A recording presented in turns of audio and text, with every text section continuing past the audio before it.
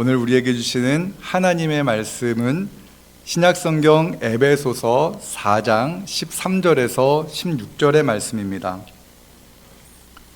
우리가 다 하나님의 아들을 믿는 것과 아는 일에 하나가 되어 온전한 사람을 이루어 그리스도의 장성한 분량이 충만한 데까지 이르리니 이는 우리가 이제부터 어린아이가 되지 아니하여 사람의 속임수와 간사한 유혹에 빠져 온갖 교훈의 풍조에 밀려 요동하지 않게 하려 함이라. 오직 사랑 안에서 참된 것을 하여 범사에 그에게까지 자랄지라. 그는 머리니 곧 그리스도라. 그에게서 온 몸이 각 마디를 통하여 도움을 받음으로 연결되고 결합되어 각 지체의 분량대로 역사하여 그 몸을 자라게 하며 사랑 안에서 스스로 세우느니라. 아멘.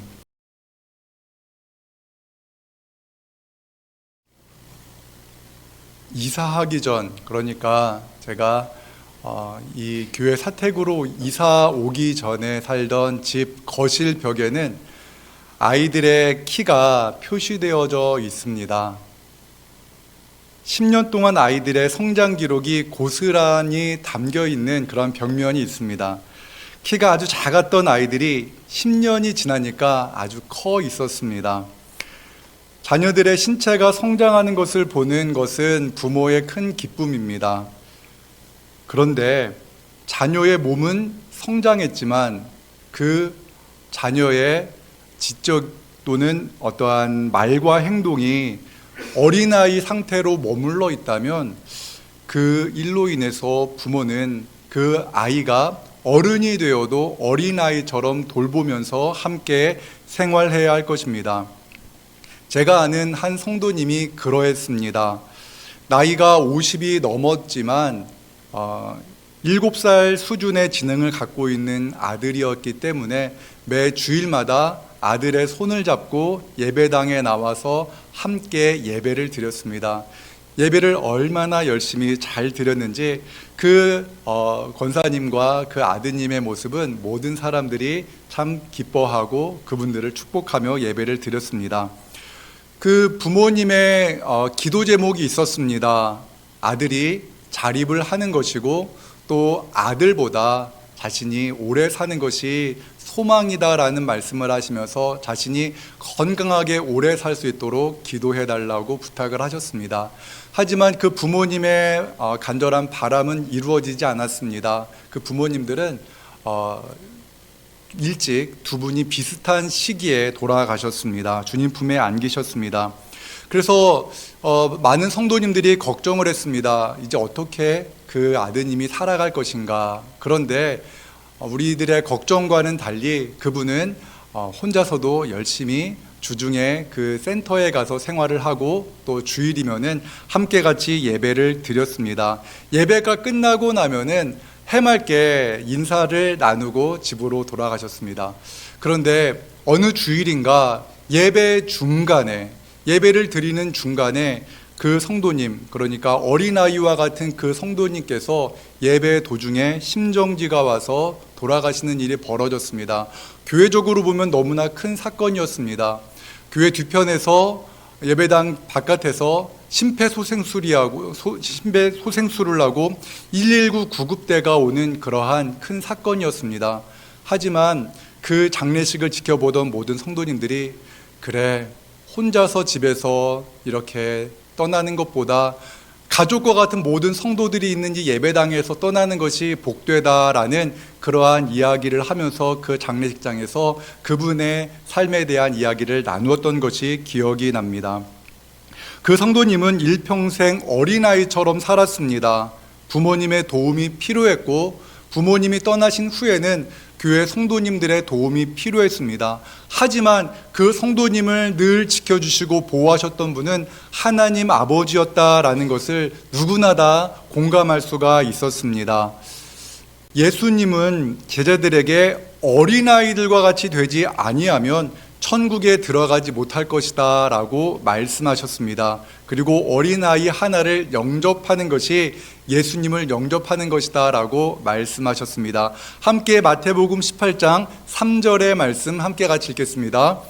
이르시되 진실로 너희에게 이르노니 너희가 돌이켜 어린아이들과 같이 되지 아니하면 결단코 천국에 들어가지 못하리라. 아멘. 예수님께서 천국에 들어갈 수 있는 기준으로 제시한 것이 이 어린아이와 같이 되는 것이다 라고 말씀하십니다.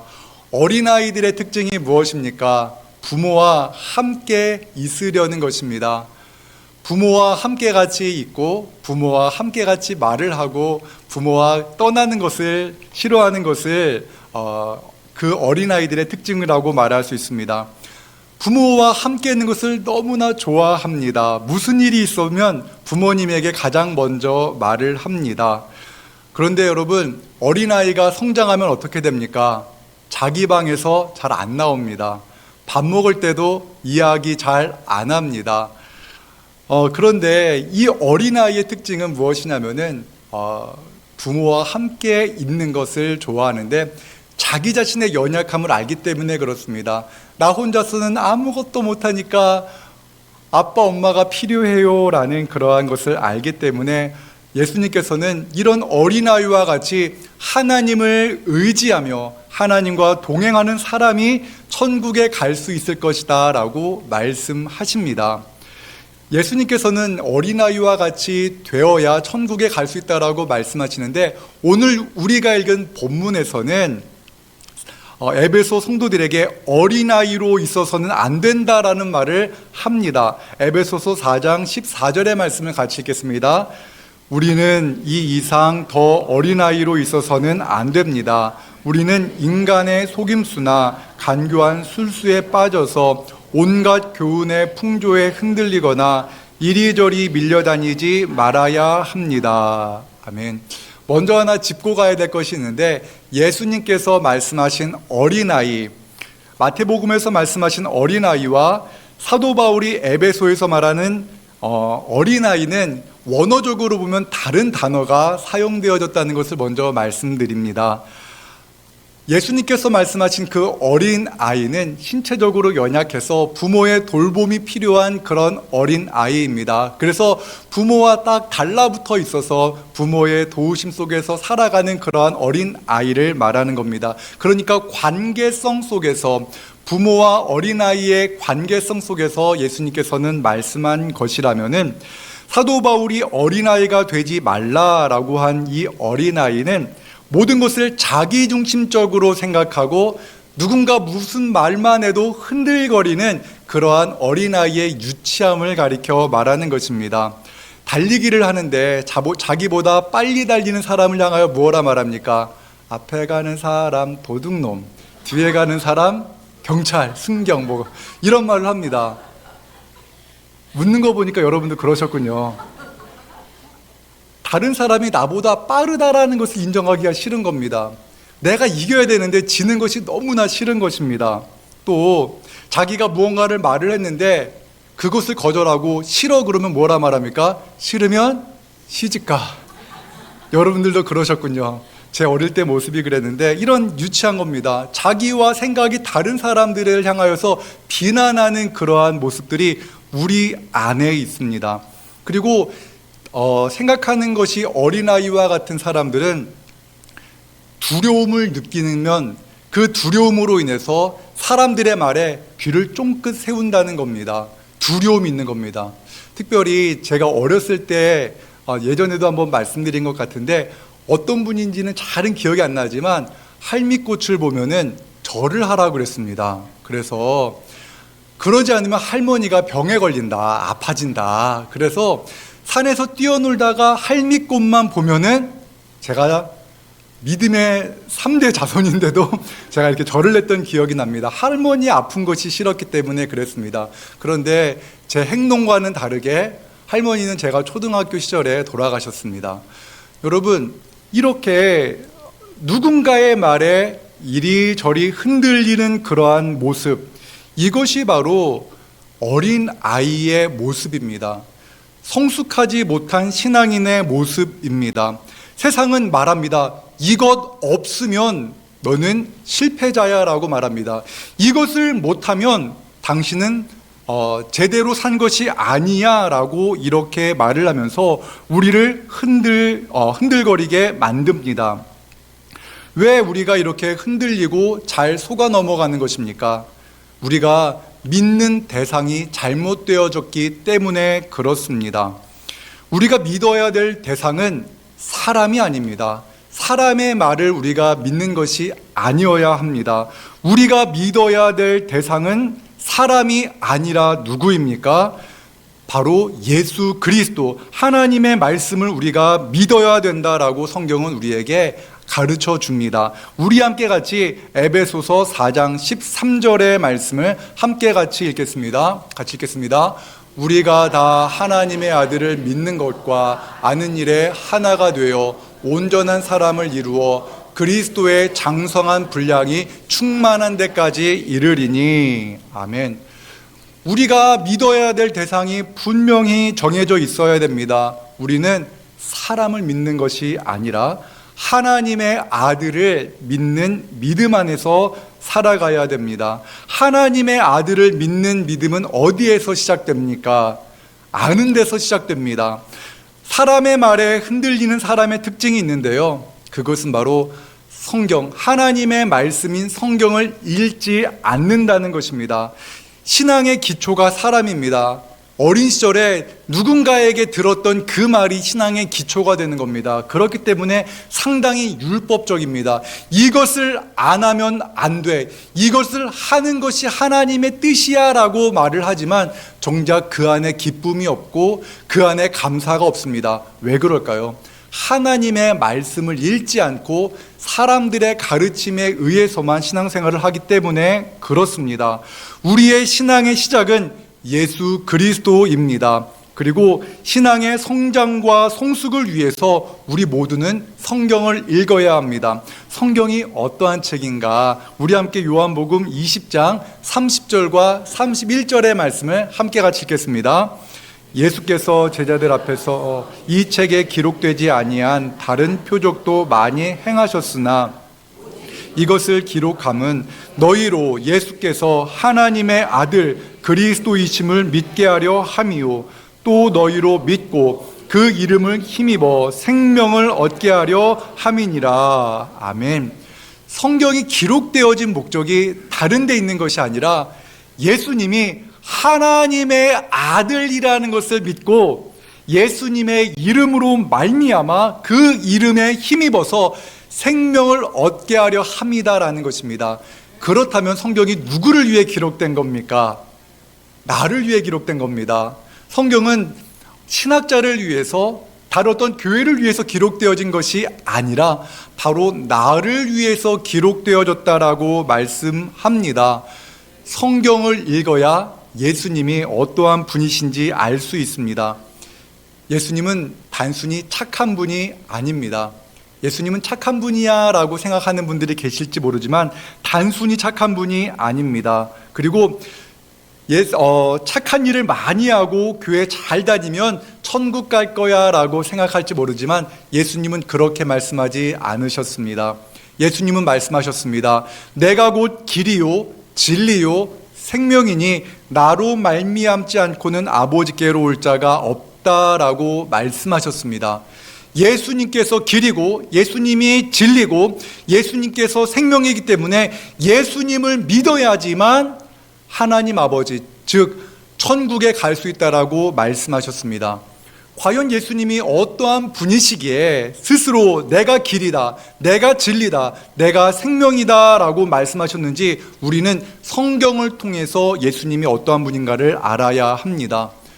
성경은요 예수님의 행적을 기록한 말씀입니다. 예수님께서는 인간으로서는 도저히 행하실 수 없는 놀라운 기적을 행하셨습니다. 맹인을 다시 보게 하셨습니다. 또한 중풍병에 걸린 사람을 고치셨고 죽은 사람, 죽은 지 사흘이나 지난 그 사람을 살리셨습니다. 죽어서 썩어 냄새나는 그러한 나사로를 살리셨습니다. 어떻게 이런 일이 일어날 수 있어? 그러나 성경은 예수님께서 그러한 분이시다라고 이야기를 합니다. 그렇게 기록합니다. 그렇다면은 우리가 어떻게 해야 됩니까? 이분을 믿어야 될까? 말아야 될까? 믿든지 믿지 않든지 우리는 그 둘 중 하나를 선택해야 됩니다. 가장 중요한 것이 있습니다. 예수님께서는 우리의 죄를 짊어지시고 십자가에 달려 죽으셨습니다. 이 십자가가 있지 않습니까? 이 십자가는 예수님께서 달려 죽으신 그 사형틀입니다. 이 십자가에 달려서 예수님께서 죽으셨는데 예수님께서 사흘 만에 다시 살아나셨습니다. 성경은 이것을 기록하고 있습니다. 그리고 이분을 믿어야지만, 예수님을 믿어야지만 구원받고 영생을 얻는다라고 말씀하셨습니다. 그렇기 때문에 우리는 결단해야 됩니다. 예수님을 믿을 것인가, 믿지 않을 것인가. 단순히 교회를 나올 것인가, 나오지 않을 것인가의 문제가 아니라 우리가 믿는 이 예수님, 우리가 알고 있는 이 예수님을 믿을 것인가, 믿지 않을 것인가를 우리는 결단해야 합니다. 하나님의 아들을 알고는 있지만 믿지 않는 사람들이 의외로 많이 있습니다. 그리고 하나님의 아들에 대해서 알고 있으나 믿지 않는 사람들의 특징이 있는데 그것은 열매가 없다는 겁니다. 믿음의 열매가 없습니다. 믿음은 거창한 것에서 시작되어지는 것이 아닙니다. 하나님의 말씀을 읽는 것에서 시작되어집니다. 예수님이 어떠한 분인가를 알아가고 내가 이 예수님을 진정 믿을 것인가, 믿는다면 어떻게 살아가는 것이 진정한 믿음의 삶인가를 고민하게 되는 것입니다. 예수님께서는 씨 뿌리는 비유를 말씀하셨습니다. 농부가 씨앗을 땅에 뿌렸습니다. 그런데 어떠한 씨앗은 길가에 떨어졌습니다. 길가에 떨어지자마자 새들이 와서 그 씨앗을 먹어버렸습니다. 이런 사람은 어떠한 사람인가? 세상 헛된 것에 마음을 빼앗겨서 하나님의 말씀이 들어가지 않는 겁니다. 말씀이 들리지 않습니다. 악한 사탄이 그 말씀을 바로 빼앗아 갑니다. 무언가의 다른 것에 마음을 빼앗긴 사람들입니다. 여러분들 가운데 혹시 하나님의 말씀이 내 마음에, 내 귀에 들리지 않는 분이 계십니까? 그렇다면 기도해야 됩니다. 하나님, 내 마음을 사로잡고 있는 그 헛된 것에서 나를 구원하여 주십시오라고 기도하고 하나님의 말씀이 들리게 해 주십시오 기도해야 됩니다. 하나님의 은혜가 임해야지 그 말씀이 들리는 줄로 믿습니다. 또 어떠한 씨앗은 돌밭에 뿌려졌습니다. 이러한 사람은 말씀을 들을 때 기쁩니다. 아, 기쁘다 라고 마음이 기쁘지만 이내 삶의 자리로 돌아가면 하나님을 잊어버립니다. 세상 살아가다 보면은 하나님 나와 상관없는 분처럼 생각하고 살아갑니다. 말씀이 뿌리를 내리지 못하기 때문에 그렇습니다. 빛이 뜨거워지면 이내 사그러집니다.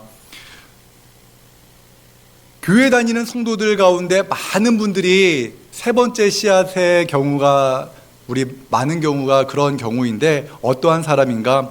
가시덤불 속에 뿌린 씨와 같은 삶을 살아가는 분들이 세상에는 참 많습니다. 마태복음 13장 22절을 세 번역 성경으로 함께 같이 읽겠습니다. 또 가시덤불 속에 뿌린 씨는 이런 사람이다. 그는 말씀을 듣기는 하지만 세상의 염려와 재물의 유혹이 말씀을 막아 열매를 맺지 못한다.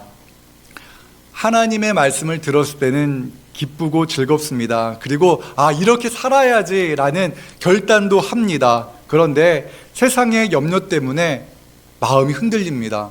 이렇게 살아도 되는가? 믿음도 중요하지만 세상살이 또한 경제적인 삶, 내 인생도 중요하지 않아? 라는 생각에 의해서 하나님을 점점 삶의 자리에서 밀어냅니다. 세상의 재물이 주는 유혹 때문에 돈벌이를 생각하다 보니 하나님을 생각하지 못하면서 그냥 하루하루 급급하게 살아갑니다. 한국 교회가 이렇게 많은데, 예수님을 믿는 사람들이 이렇게 많은데도 우리 대한민국이 여전히 이렇게 어지럽고 혼란한 이유는 아마도 많은 성도들이 이 가시덤불 속에 뿌린 씨와 같기 때문에 그런 것은 아닌가 생각해 봅니다. 세상의 염려와 재물의 유혹 앞에서 쓰러져서 하나님께서 기뻐하시는 그 열매, 예수님의 모습을 나의 삶 속에서 나타내지 못하기 때문에 우리 한국교회가 이렇게 힘을 잃어가는 것은 아닌가 생각합니다.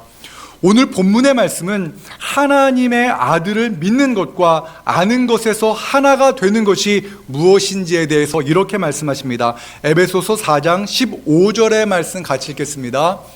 오직 사랑 안에서 참된 것을 하여 범사에 그에게까지 자랄지어다. 그는 머리니 곧 그리스도라. 아멘. 오직 사랑 안에서 참된 것을 하며 예수 그리스도까지 자라가라고 말씀합니다. 하나님은 우리가 결실하기 전에 가시덤불에 기운이 막혀서 결실하지 못한 채 열매를 맺지 못하는 그러한 삶을 살아가기를 원하지 않으십니다. 우리에게 하나님께서는 예수 그리스도 그 모습, 그 열매를 맺기 원하신다라고 말씀하십니다. 조정민 목사님이 쓰신 답답답이라는 책에서는 한 성도가 이러한 질문을 합니다. 저는 하나님을 사랑하고 있는데 세상에 대한 걱정과 염려가 너무 많습니다. 저는 절제하며 살고 싶은데 계속 실패합니다. 어떻게 해야 됩니까? 라는 질문을 합니다. 여러분의 자녀들이나 또한 손자녀들이 게임이나 스마트폰의 영상에 푹 빠지고 절제하지 못하는 그러한 자녀들, 손자녀들이 있을 것입니다. 그런데 여러분, 야, 그만해라고 말한다고 그만합니까? 그만해라는 말 한마디에 그만합니까? 게임을 하는 아이에게 그만해라고 말을 했더니 아이가 집에 들어오지 않더랍니다. PC방에서 안 들어온대요. 그래서 집에다가 게임할 수 있는 PC를 사줬다는 어떠한 성도님의 이야기를 들었습니다. 집에서 못하게 하면은 아이가 바깥으로 나가버립니다. 잔소리로 아이들이 바뀌지 않는다는 것이죠. 그런데요, 그 좋아하던 게임을 아이가 멈춥니다. 이제 게임보다 더 중요한 것이 생겼어라는 생각을 애가 발견한 다음부터는 아이가 게임을 하지 않더랍니다. 게임이 주는 기쁨보다 더 큰 기쁨을 그 아이가 발견했기 때문입니다. 조정민 목사님은 이렇게 말합니다. 우리가 두려워하고 인생에 절제를 하지 못하는 것은 다른 것에 실패한 것이 아니라 목적을 세우는 데 실패했기 때문이다라고 말합니다. 삶에 분명한 목적이 없기 때문에 세상의 재미에 빠진다는 겁니다. 목적이 없으니까 그냥 재미있는 것에 내 마음이 빼앗긴다라는 말입니다. 사랑하는 성도 여러분, 여러분이 혹시 그냥 뭔가 즐거운 것에 빠져서 신앙생활보다 하나님보다 더 기쁘고 즐거운 것이 있습니까? 이렇게 기도하시기 바랍니다. 하나님, 제 인생에 목적을 주시옵소서 기도하시기 바랍니다. 하나님, 저에게 소명을 허락하여 주시옵소서 기도하시기 바랍니다.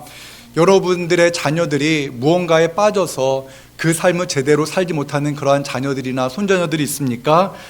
이렇게 기도하시기 바랍니다. 하나님, 내 자녀와 내 손자녀들에게 소명을 깨닫게 해 주십시오. 꿈과 비전을 갖게 하여 주시옵소서. 인생의 목적을 발견하게 하여 주시옵소서 기도하시기 바랍니다. 해바라기 키우기라는 그러한 기념품을 받은 적이 있습니다. 조그만 그 화분과 그 안에 흙과 해바라기 씨앗이 2개 들어있는 그러한 기념품인데 제가 그것을 한번 해봤습니다. 조그만 그 화분에 흙을 담고 해바라기 씨를 그 안에 심어놓고 물을 주는 겁니다. 그러니까 참 신기하게 씨앗이 나기 시작합니다. 그리고 해바라기 꽃이 피었습니다. 한 500원만한 동전 크기의 해바라기가 피었습니다. 얼마나 신기하던지 사진을 찍고 그랬는데 그 다음날 고개가 뚝 부러져 버렸습니다. 줄기가 약해가지고 뚝 부러지더라고요. 너무 속이 상해가지고 주변 분들한테 알아보았더니 그렇게 화분에다가 그 기념품 화분에 심은 분들이 다 똑같이 꽃이 피니까 줄기가 부러지더라라는 말합니다. 그런데 어떤 분은 화분을 좀 큼지막한 거 있다 심은 분들은 해바라기가 큼지막하게 자랐다라는 말을 해주셨습니다. 그런데 어떤 분들은 텃밭에다가 해바라기 그 씨앗을 심었더니 사람의 키보다도 훨씬 크고 사람의 얼굴만한 해바라기 꽃이 피었던 겁니다. 사진으로 보았는데 저희 그 화분에 심은 것보다 수십 배 크게 그 해바라기가 피었다는 것을 보게 되었습니다. 저는 이것을 보면서 그렇구나. 이 작은 해바라기 씨앗은 원래 그렇게 크게 자랄 수 있고 크게 튼튼하게 자라서 크고 아름다운 해바라기 꽃을 피고 해바라기 씨앗을 맺는 그러한 씨앗이었는데 화분이 작다 보니까 이렇게 된 것이구나라는 것을 생각해 보았습니다. 저는 이 해바라기 그 화분 그것을 생각하면서 주일에 한 번 내가 예배 드린 것으로 나는 신앙생활 할 거 다 했다라고 생각하는 분들은 아마 그 작은 화분에 그 해바라기 씨앗을 심은 그러한 분과 같은 신앙생활을 하는 것입니다. 열매를 맺지 못할 겁니다. 나는 주일에 한 번 목사님 설교 듣고 찬양하고 기도하고 그랬으니까 나는 할 거 다 했어. 그리고 주중에는 하나님의 말씀과 관련이 없는 세상 사람들과 동일하게 살아가면은 그냥 화분에 심겨놓은 그러한 해바라기일지 모릅니다. 하나님의 그 사람들, 하나님을 믿는 성도들은 그렇게 살아서는 안 됩니다. 하나님께서는 우리에게 그리스도의 장성한 분량까지 자라나라라고 말씀하십니다. 에베소서 4장 16절의 말씀입니다. 같이 읽겠습니다. 그에게서 온 몸이 각 마디를 통하여 도움을 받음으로 연결되고 결합되어 각 지체의 분량대로 역사하여 그 몸을 자라게 하며 사랑 안에서 스스로 세우느니라. 아멘. 우리의 믿음은요, 거대한 어떠한 일을 한 번 함으로 이루어지는 것이 아닙니다. 그렇게 성장하지 않습니다. 매일매일 삶 속에서 우리의 신앙은 조금씩 자라납니다. 하나님의 말씀을 읽고 하나님의 말씀에 순종하며 내게 맡겨주신 일들을 하루하루 주님 말씀 안에서 살아낼 때 우리의 신앙은 성장할 수가 있습니다. 저는 진지동교회 담임 목사로 진지동교회 성도님들을 위해서 해야 될 가장 중요한 사역은 제 스스로가 끊임없이 성장하는 것이다 라고 저는 믿습니다. 그래서 주일 말씀을 기쁨과 감사함으로 준비하는 것, 설교 준비하는 것이 물론 힘이 듭니다. 하지만 기쁨과 감사함으로 하고 있는데 이 기쁨과 감사함으로 매주일 설교 준비를 하고 또 새벽 예배를 드리기 전에 하나님 감사합니다. 하루를 주셔서 감사합니다. 기쁨과 감사함으로 눈을 뜨고 또 우리 지하에 있는 솔로몬실과 청년부실에 습기가 많았거든요. 습기가 많아가지고 여러 가지 전자기기가 많이 망가지고 그랬는데 제습기를 설치했습니다. 이제 뽀송뽀송하게 예배를 드릴 수가 있는데 아침과 저녁으로 그 채워진 물을 버리는 것, 그 일을 기쁨과 감사함으로 하는 것, 그 물을 버릴 때마다 하나님 이곳에서 우리 어린아이들이 예배 드립니다. 하나님 이곳에서 우리 다음 세대 청년들이 예배를 드립니다. 하나님 이곳에서 우리 찬양대원들이 연습을 합니다. 그러한 모습들을 위해서 기도하면서 그 물을 버리는 것이 기쁨과 감사함으로 되는 것이 저는 저의 영적 성장이라고 저는 믿습니다. 여러분 마찬가지입니다.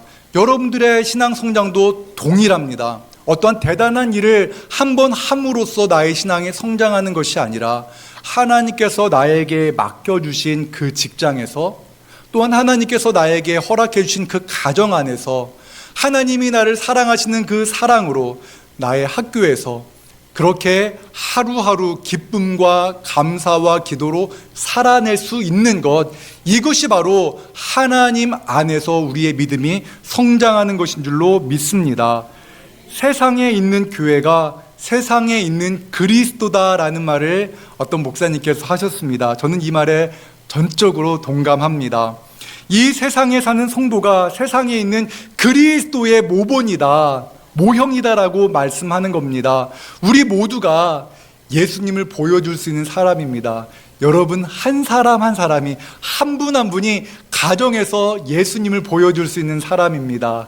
지금은 조금 연약할지 모릅니다. 그러나 우리가 성경을 통해서 예수님은 이러한 분이구나 라는 것을 경험했다면 예수님께서 보여주신 그 사랑으로 내 사랑하는 남편을, 내 사랑하는 아내를, 내 사랑하는 자녀와 부모님을 섬기는 우리 모두가 되기를 원합니다.